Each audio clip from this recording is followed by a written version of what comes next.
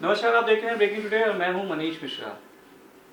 आपको आज हम खबर लेके आए हैं बहुजन समाज पार्टी की। जी हाँ, बसपा सुप्रीमो मायावती ने एक गंभीर आरोप लगाया है कि बाबा साहब के जो नाम पे कई जो उनके विरोधी हैं और जो पार्टियां हैं, विरोधी पार्टियां हैं, वो ऐसे लोगों को बाबा साहब के मिशन से जोड़ रहे हैं। ऐसी कई संगठन बना दिए गए हैं कि उनका जो बसपा का जो मेन मूवमेंट है, जो एकलौता माना जाता था कि बाबा साहब अम्बेडकर के नाम से उनके अनुयायियों के लिए काम करता है और बाबा साहब के जो प्रेरणा स्रोत हैं उनको आगे लेके बढ़ता हुआ है, तो उसको लेके बहन जी ने एक बड़ा आरोप लगाया है कि जो ऐसे संगठन बाबा साहब अम्बेडकर के नाम पे अनेक संगठन बना दिए गए हैं, जो उनके विरोधियों और पार्टी जो विरोधी पार्टी हैं उनके द्वारा उनको फंडिंग की जाती है। आपको अभी हाल फिलहाल बता दें कि जो हाथरस वाली घटना है उसमें भी जो सूत्रों को माने तो उसमें भी एक बड़ी खबर आ रही है कि जो पीएफआई के जो लोग पकड़े गए हैं और उसके जो अकाउंट्स की जो बात हुई थी वो भीम आर्मी जो चंद्रशेखर आजाद की है उसके अकाउंट्स की भी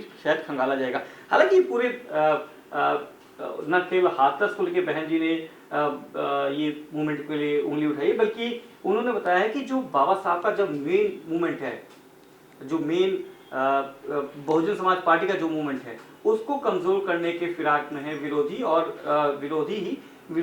जो विरोधी हैं, जो विरोधी पार्टी हैं, वो ऐसे संगठनों को फंडिंग करें आगे ले। हालांकि उन्होंने किसी संगठन का या किसी पार्टी का नाम नहीं लिया है और उन्होंने एएनआई को, जो अपना एएनआई के सोर्सेस है जो खबर मिली है, उन्होंने कहा था कि ऐसे लोगों से जो अपने अपील की है अपने संगठन से, अपने जो कार्यकर्ता हैं कि उनसे दूरी बना के रखें, ऐसे किसी भी संगठन से उनका नाता ना जोड़ें जो बहुजन समाज पार्टी का जो मूवमेंट है उसको कमज़ोर करने की कोशिश करें।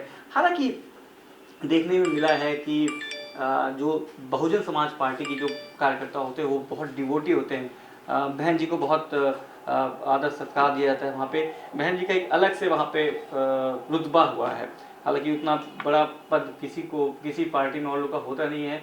बहन जी ने एक अपना वर्चस्व बना रखा है, अपना एक ओहदा बना रखा है बहुजन समाज पार्टी में। उनकी बातों को सुनते हैं, उनकी बातों को मानते हैं।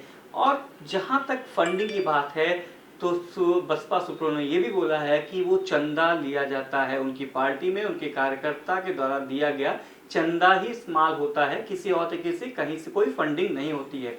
तो जो अनेक संगठन बाबा साहब के नाम पे जो मिशन के जुड़े गए हैं, अनेक संगठन बन गए हैं, लेकिन मैं फिर से कोट करूँ कि उन्होंने किसी का नाम नहीं लिया है। उन्होंने ये भी बोला है कि अपने कार्यकर्ताओं से कि बसपा के मूवमेंट को कमजोर ना होने दें और बसपा के मूवमेंट को ऐसे ही आगे बढ़ाते रहें। हमें किसी और संगठन से नाता रिश्ता रखने की जरूरत नहीं है। और ये विरोधियों की और उनके जो विरोधी पार्टियां हैं उनकी एक चाल है कि बाबा साहब के नाम पे और संगठन और ऐसे कई पार्टियों का निर्माण किया जा रहा है। तो इसके पीछे उन्होंने साजिश का भी हाथ दिया है। तो देखना होगा कि आगामी 2022 में चुनाव में क्या रणनीति रहती है बसपा सुप्रीमो की। हालांकि उन्होंने पहले ऐलान कर दिया था कि वो अभी किसी के साथ कोई गठबंधन नहीं करेंगे। हमने देखा था पिछले चुनाव में समाजवादी पार्टी के साथ उन्होंने एक गठबंधन किया था जिसकी बहुत चर्चाएं हुई थी, पर रिजल्ट शून्य का शून्य आया था। तो ये बड़ी चीज होती है, एक्सपेरिमेंट्स होते हैं, एक्सपेरिमेंट्स चुनाव के समय होते हैं और लाजमी भी है, एक्सपेरिमेंट होना चाहिए। राजनीति में कब क्या हो जाए किसी को कुछ पता नहीं था।